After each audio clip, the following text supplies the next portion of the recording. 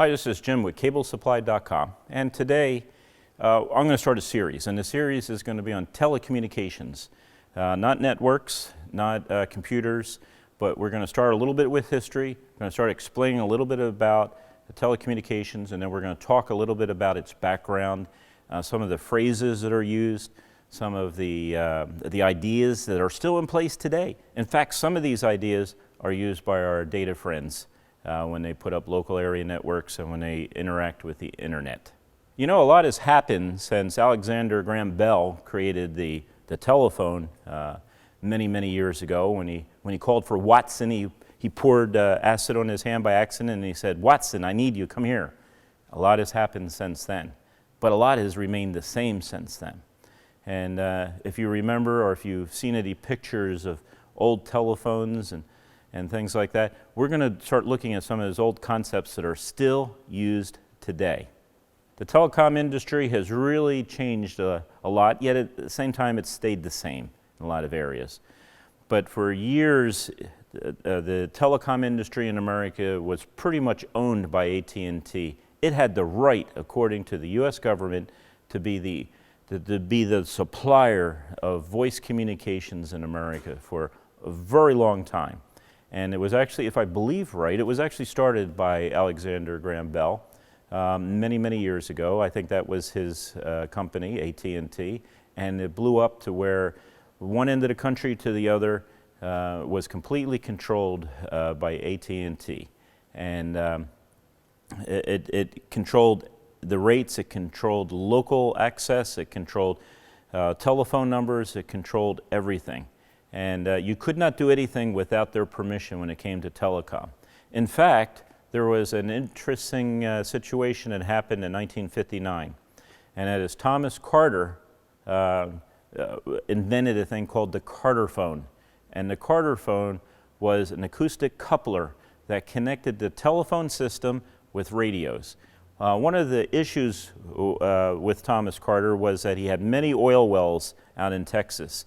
And he'd go out to an oil well and he'd find out that, you know, it didn't completely fill up the reserve tank. So he created this little cartophone to help communicate with his people out in the field, also to communicate, telling him when this oil storage facility was filled and needed to be emptied. Well, what happened was AT&T didn't like that because it was connected to what they said was their network. I personally think they were wrong, because it's not their network, it was owned by the taxpayers and citizens of the United States. But to make a long story short, it went to court. 8 years later, the FCC decided that it was okay that Carter could attach his Cartophone to the telephone system, because there was no way it could prove that that attachment to the telephone system hindered or in any way damaged that phone system. From AT&T. That started a revolution. What you had after that is you had answering machines, and then you had fax machines, and then you had modems, and you had a lot of other devices that were attached. And more AT&T fought a lot of this stuff. I remember once I was at my in-laws' house in Pennsylvania, and they asked me to hook up a telephone. I was already in telecom. I was working in the Marine Corps. Telecommunications, and I said, yeah, I'd be happy to hook up that phone. And I had to do something. I forget what it was, so many years ago. I had to do something. I had to talk to AT&T. And AT&T said, you can't hook up that phone. And I said, yes, I can. And then, no, it has to be an AT&T phone. I said, no, it does not. The FCC, I think it's Article 68, says that as long as it meets certain standards, you can hook up another device to the phone system. And I remember them getting really upset with me, probably because the local folks didn't know what the law was, and the law had recently changed at that point. But to make a long story short, AT&T has dragged its feet for years. And then came along another company called MCI, Microwave Communications Incorporated. And you know, it's kind of interesting, because from what I understand, Microwave Communications, MCI, was some military guys that what they did is they bought surplus military equipment, and they were 24 circuit T1 circuits used on microwave. And what they did is they connected the circuit up between DC and Baltimore. And they realized at that point there was a lot of phone calls going back and forth between Washington, D.C. and Baltimore. And there was a toll charged between the two cities, and it was kind of hefty. And so what they did is they set up this MUX shot, it's what it's called, and it has big antennas, parabolic antennas, big round things that communicate back and forth for a couple 100 miles. And you could call into that MCI location, and if you put in a little code, you'd get dial tone at the other side, and then you'd dial a local number, and it was a lot less expensive than what AT&T charged back then. So they became very popular, and again, AT&T went back to court, said this is inappropriate. They were the only one licensed to do long distance, and at that point, the government broke up AT&T. And thank God they did, because if they didn't, you wouldn't have some of the features you have today, like the internet. See, when you're a monopoly, you do not have motivations to innovate. You don't have a motivation to cut your price, to become competitive. But as soon as they broke up AT&T, now you've got a bunch of competitiveness. You have a competitive instinct at that point, and it's either you provide a better service, a better product at a lower price, or we go to the competitor. And because of that, prices dropped. I remember as a kid calling from Philadelphia back to the West Coast, where I'm actually now, I live here, but we had family on the West Coast, and it would cost dollars per minute to make that phone call. Now, I call on my cell phone for free from one coast to the other. Competition lowers prices, and it gives you a better product, and it gives you innovation. Because if I can give you a better product than the person down the street, especially if I can give you a lower price, you'll buy from me. And because of that, we end up with the internet. We end up with all these features that has come out, automatic call distribution, call waiting. You could buy your own phone and hang it on the wall and use it yourself. And it could be different colors. I remember back when I was a kid, my mom got a yellow kitchen phone that was bolted to the wall, and we had to pay an extra $2 a month just to have yellow rather than black. Did it cost them any more to do yellow than black? No, but they made money on it. But you couldn't buy back then, back in the 60s. You couldn't buy a phone and connect it to the phone system. You had to have a phone that you got from AT&T, and it had to be rented from them. You had to pay a fee each month. So now the very same phone that we actually probably you could buy anywhere for under $100, back then we were paying $5, $6 a month, $5 for black, $6 for color, a month just to have that telephone. So a lot of things have changed over the years, but at the same time, a lot of things have remained the same. Now we're going to start talking about some technical issues that have remained the same. Let's take a look at what our phone system in America really is, okay? And we're just going to draw a little diagram here, and we're going to talk about some names, some things you need to know, acronyms, things like that that you need to know about when you're dealing with the phone company. So if you're an IT guy and you got to order lines, this is a perfect time in the video for you to pay attention. And if you're a telephone installer, this is probably things you already know. But if you're an IT manager and you got to order lines, you got to determine how they, and explain how they work and everything else, this is some good background for you. So let's take a look at basic telephone. So what we have here is, this is your house. I mean, this is really basic, okay? And your house has lines going out to a telephone pole. And from the telephone pole, it goes to the company, phone company building. And of course, this wire comes down and you got your little telephone. Our little logo for telephone is a triangle with a half circle over top. Looks like a telephone, doesn't it? It's kind of cool, but that's always been a logo for telephones. And you're going to see later on when you look at some of the cabling videos that they use that triangle to signify a outlet, either a telephone or a computer outlet that's bolted into the wall. So and some of the things, and I know you're familiar with this, most likely 99.9% of the time this is going to be an analog telephone. And we're going to talk about the difference between analog and digital a little later and why it's significant and why it's something you should know about. But here is the phone company. Now, just remember that sometimes phone people use a phrase called CO.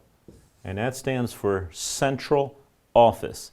And that's referencing the phone company headquarters, where the dial tone comes from, where the cable basically terminates. This is called, right here, from here to the house, from the phone company or from a phone company box. Sometimes you see a little greenish cylinder box sitting on the side of the road. That's also sometimes, not always, but sometimes that's where you get your dial tone from, and that might be an actual CO. Sometimes they're large, 6 foot across, 4 foot high. Guy opens up, you'll see them there. Sometimes they have a little umbrella over them, and they're doing cabling work there and all. Sometimes that's called a CO also. It might also be called a B box. I don't know why they call it a B box. Maybe if you're a telephone guy working for AT&T, you can tell the rest of the world why they call that a B box. But this is the basics, so we're not going to go into every little detail about the telephone company. But this is what's called the last mile or the final loop. And usually at your house, you have a thing called loop start. You lift up the handset and you make a connection. So electronically, it's going to look like this. The equipment's going to be out there, and you're going to have a wire that goes out to your phone, and when you lift up the handset, these two connect, and you have now an electrical loop going back and forth, and that creates that signals the phone equipment to send you a dial tone, and that's called loop start line. So we've got a couple of things here. CO, the last mile. Sometimes we have high-speed cables that can make it to the CO, but there's not the right amount of cables going to your house to give you the bandwidth that you need when it comes to internet. And so there's a lot of problems with that last mile in our system in the US right now. But anyway, you pick up, you make a phone call, and you're able to dial out. And that's called a closing the loop on your loop start dial tone. That's really the basic dial tone, 64K. It's what sits in your house. It's an analog device. Loop start lines are also used in PBXs, but we'll talk about that a little later. PBXs, key systems, and also some other systems. It's used for modems and faxes and things like that. It's all analog.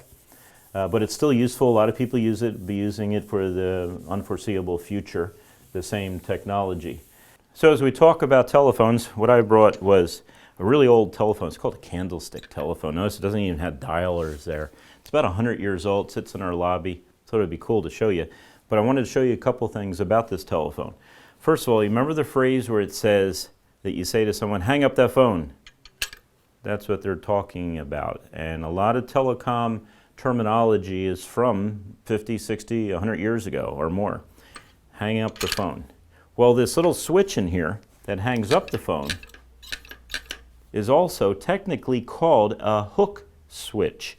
And the reason why, it's kind of hard to see here because this is a fork. But even before the fork, they had what was called they had their little receiver you put up to your ear, in case you didn't know how this works. Put this up to your ear and you talk like this. But before they actually had the fork like that, they would have on the receiver side, they would have a little piece of wire here that would loop around.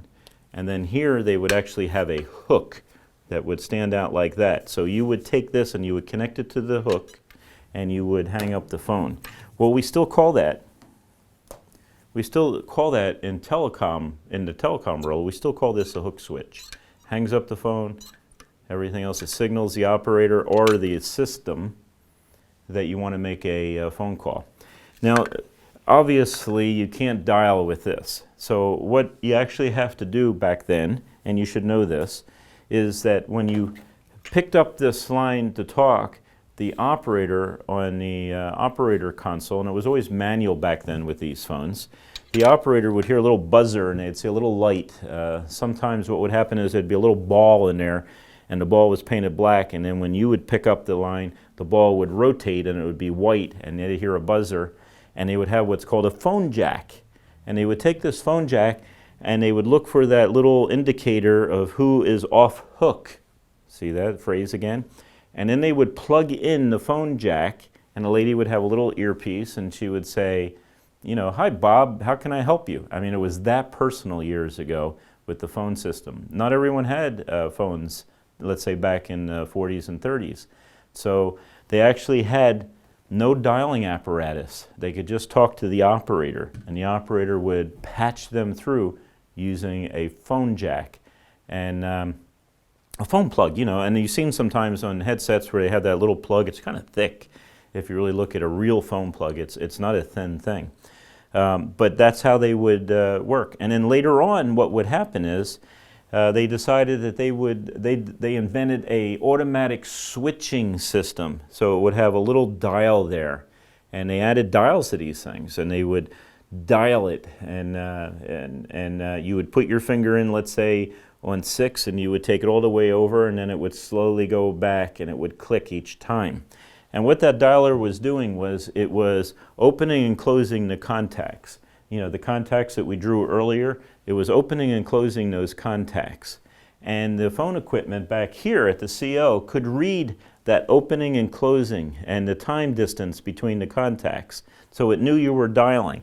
And if it heard 6 and then a pause, and then a 3 and a pause, and then a 5 and a pause, it would know as the numbers that you were dialing. Then it would connect you, so you would no longer need that operator who was sitting there at the operator location and wouldn't need to plug you in, and you can actually dial someone else. It became a little impersonal at that point, but a lot more proficient to have that type of dialing. And then years later, and I think it was like, oh gosh, late 60s, they came out what was called DTMF. And let me erase this.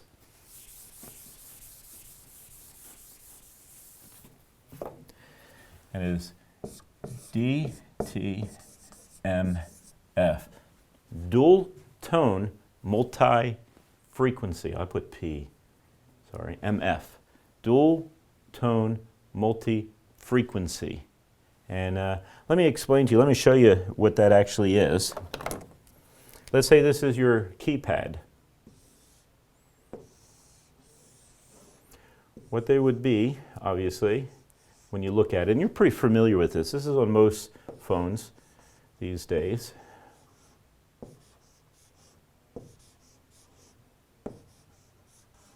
I guess I need to draw a little bit further.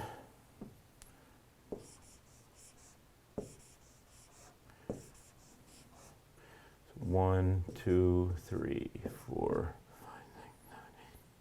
9. And this is star or pound, I forget which. Star, pound, and a 0. And of course the others, 5, 6, I'll just fill them in, 7, 8.